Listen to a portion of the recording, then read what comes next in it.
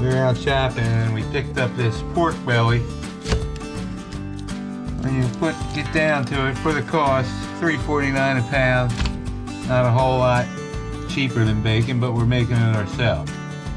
So what we're going to do is we're going to go ahead and cure this, put it on our smoker, slice it up, break it into individual pieces, vacuum seal it, put it in the freezer. We'll have a bunch of homemade bacon. Stay tuned. So here we have our pork belly. We got it out, got her cleaned off. Not bad looking. Check it all out. Trim off any extra fat. We're not going to trim anything really on this. We're going to leave it just like that. So what we're going to do now is set this aside, mix up our cure, come back and cure it, and then we're going to have to let it sit for 7 days. We'll put it in the refrigerator. You want to turn it over every day. So stay tuned.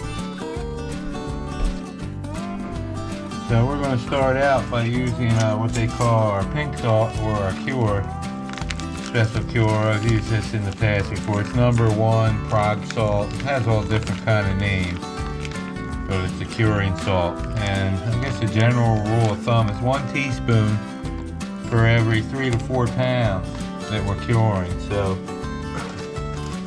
if I look at our package, looking at 5.44 pounds there. So I'm going to use like a 1.5 teaspoons of our curing salt. Lightly.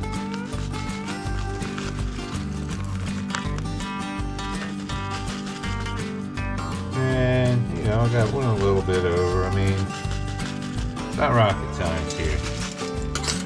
So next to that, I'm going to add in ½ cup of brown sugar.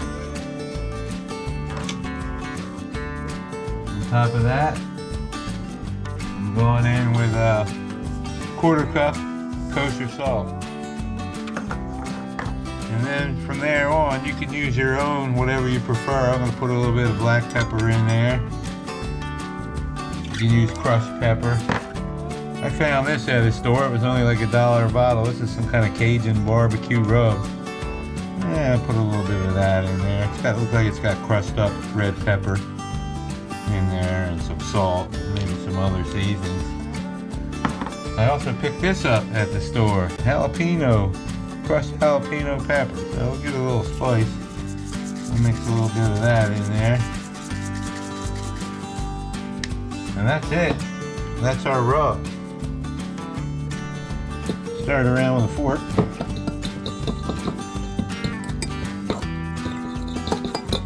I went a little light on the salt. I made this stuff before and I used more salt, and it always turns out salty. So I went a little light on the salt this time, just to try and cut back on the saltiness of the bacon when we're done.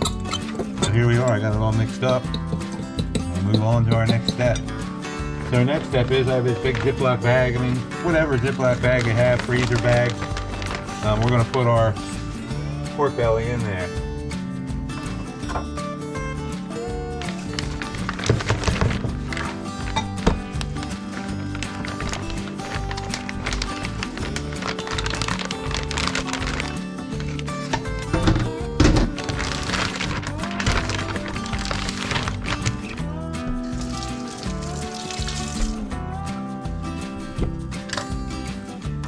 We got it in the bag, and now we're just going to add our cure mixture that we made up. And put a little bit on the front. Rub it all around. Almost like a shake and bake. I'm going to flip it over. Pour the rest on the other side. Rub it all around.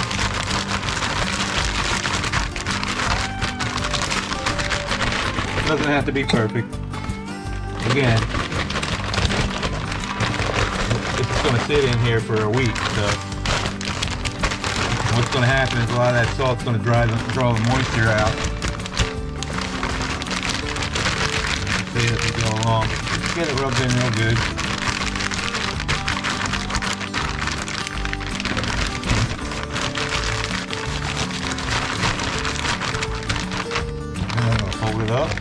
seal it up.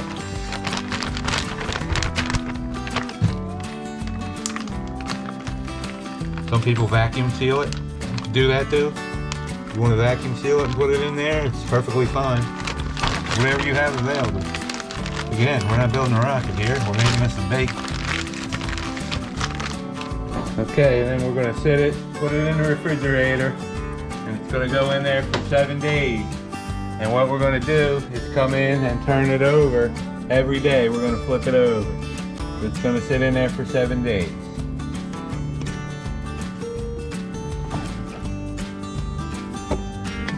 I'm going to check it out every day and flip it over.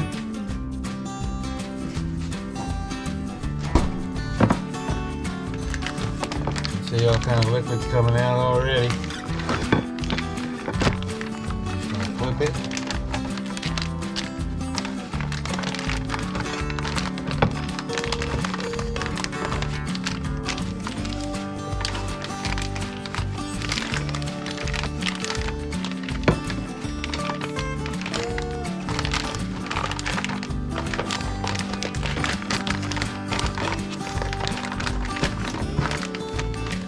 Back in it goes. Do this every day for 7 days. Okay, this is day 3. I'm going to bring it out. So we've been turning it over every day, but I didn't feel it's necessary to film every day. But this is day 3. I'll turn it over and we can see how already starting to draw all kinds of moisture out from our pork belly. So we're going to go ahead and flip it over, put it right back in, and keep going. 4 more days to go. This is day 3. Right back in she goes.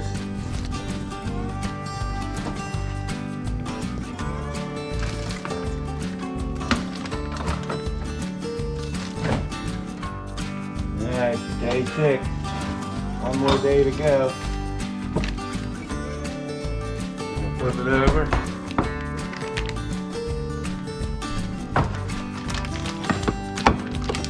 See that got a lot of moisture coming out of it now. We got it flipped over. Put it back in, and then we're going to pull it out tomorrow and get it on the smoke.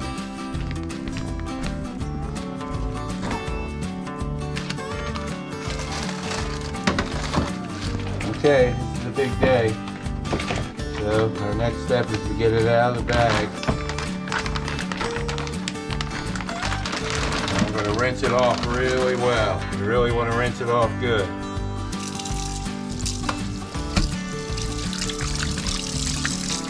It's a shame you got all that brine and seasoning on. You think, oh man, that's going to be the flavor, but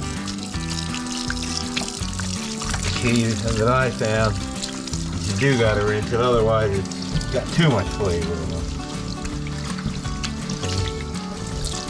Just rinse it off really well. We're gonna pat it dry, and then we're gonna let it sit out for about an hour. And then we're gonna put it on the smoker. I have a new smoker. I just picked it up. I'm retiring my old smoker. I've had it for 20 years. I picked up a new smoker at a yard sale, believe it or not, $25. Master built, and we'll go out and take a look at that in just a minute here. You can see I'm really rinsing it off good. Like I said, you get too much flavor in there, it'll be overwhelming. Yep. Okay, now I'm just going to pat it dry, and that's it.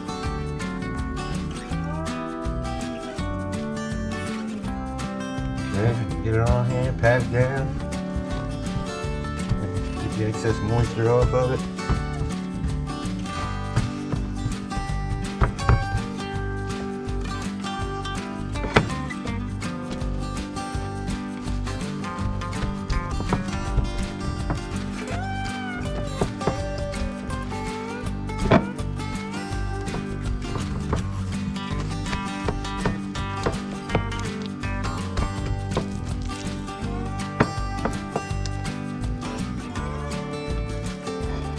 It's less moisture that has to evaporate in the smoker.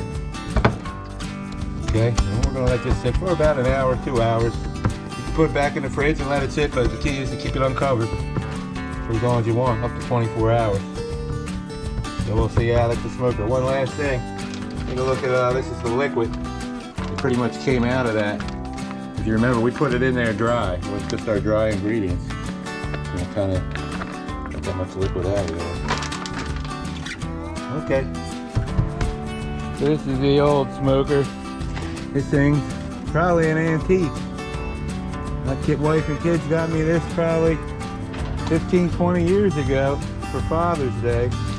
And it's been a good smoker. I used it a lot. We've made a lot of good stuff on it. But over the years, it just starts deteriorating. This is the burner fell out of the bottom of it. And the door's all rotted out. The whole bottom's rotted out. But we got a lot of good years of making some good stuff out of this thing. But now it's time to go on to the scrap pile. I'll strip a few more things off of it. This thermometer went bad. I had to replace it with this one out of another smoker. That one even looks like it's probably on its way out. I could use these handles. I could use these hinges. You know, we don't want to waste nothing. Even that little piezo burner there, I can recycle that. If anybody out there use this type of smoker, hey, drop me a line. Let you know what you thought of it. I can always use the propane regulator. It was a good smoker. Let's go check out the other one. And here's our new smoker. This is a Masterbuilt Adventure Series. We got her warming up for our bacon. I picked that up at a yard sale for 25 bucks. Came with a bag of chips, cast iron skillet. The guy had in there, I guess he was putting wood chips in there. Came with a bag of cherry wood chips. It looks just like what you see there. I mean, I guess that's you lay that over top of the propane where the chips go, I would assume. I have my old box that I made up from the old smoker. I welded that myself. I like using charcoal. I'll use propane if I have to maintain a steady temperature, but for the most part, I like charcoal smoking. Works out pretty well. All I did is build a box out of some angle iron and put charcoal in there, get it going, and soak my wood chips and lay them in there. And the other smoker, I was able to maintain a pretty consistent temperature.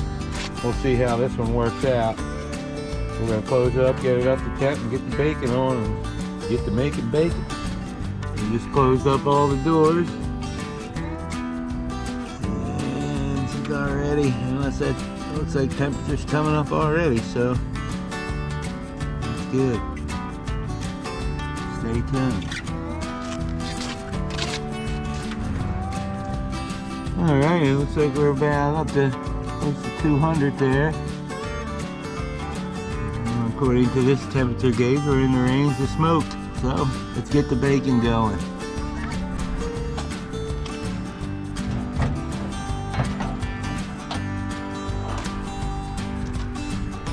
We're going to stick this, I think, this rack here.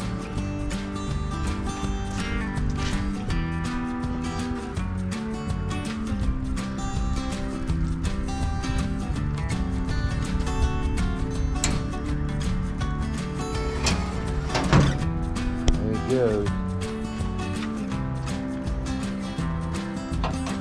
I'm gonna have to go in, and I have a water pan that came with this too, so I'm gonna use the water pan as well. Just pull it up and stick that in there.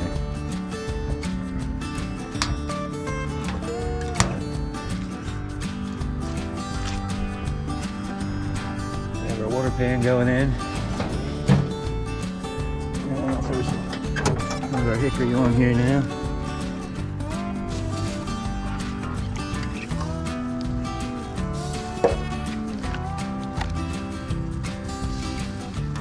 So we're going to get more chips that are left over. Button it up and let it go.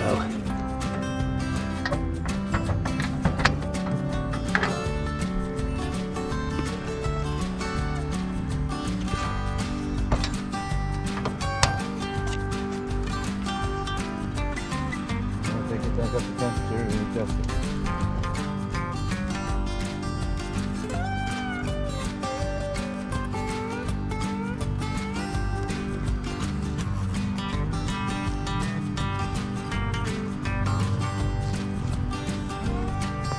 So our bacon's been in here for about an hour. Take a look at it. And maintaining a pretty constant temperature, right around 175. It's pretty consistent. That's the way it's been the whole time. Take a look. It's getting there. Throw some more wood chips on.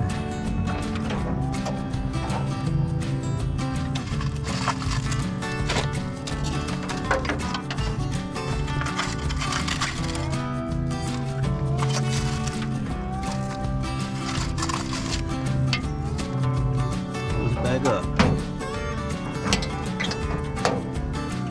We still got a way to go yet. This is after 1 hour at 175. Temperature drops quick. When I open this up, it's gone already back down to 125, but it'll come back up. So I'm going to see it moving now as we watch it. It's a nice day out today. March 8th. Temperature's supposed to get up to like 70 degrees. Chickens are finally glad to get out, move around, stretch their legs. That looks like they're just laying there in the sun. 2.5 hours in. Still maintaining a pretty good temperature there. About 168, I guess. Close to 170. Let's see how it looks. I also threw a rack of ribs in there for our dinner. What the heck? Oh yeah. Looking good. That's the ribs. That's the bacon. Coming along pretty good. We'll keep it going. How fast the temperature drops when I open that up. Okay, so it's been about 5 hours. The temperature's going to start dropping. I'm not really taking the temperature of this bacon because I'm just going to leave it in here probably for a couple more hours. Just let everything go out and then I'll bring it in, wrap it in plastic, put it in the fridge. We're going to slice it up, vacuum seal it, and freeze it anyway, most likely. So I'm not too concerned about internal temperature. I know I've probably reached the internal temperature it needs to be, but I'm not concerned about it, and that's what it's looking like. I already pulled the ribs. Got them over there on the grill. So we'll just let this go. Charcoal's just about out. And we'll come back here later and pull it off, wrap it, put it in the fridge. Again, I'm not too worried about the internal temperature. We pulled the ribs that we had on here earlier. I got them over here on this grill. We're going to finish them off with some baked beans for dinner. But then this bacon, we're going to slice this up on the slicer and vacuum seal it in packages, and we'll have our own homemade bacon. Okay, it's been about 7 hours, and we're pretty well cooled off. I'd say it's about done. We'll open it up and take our bacon out. This looks almost as good as the sunset.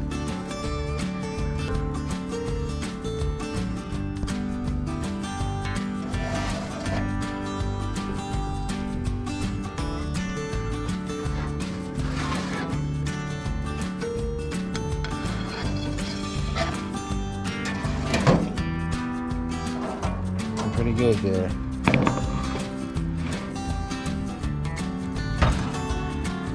There it is. Too bad I don't have smell on this video because it really smells good.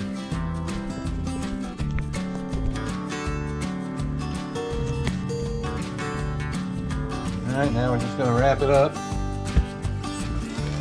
Put it in the refrigerator overnight. Tough piece of plastic to do this.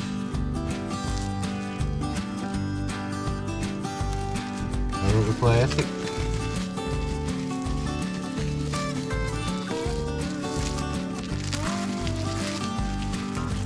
Back on the plate.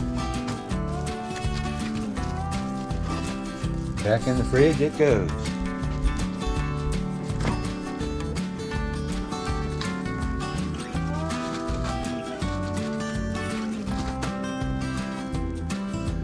Let it sit overnight.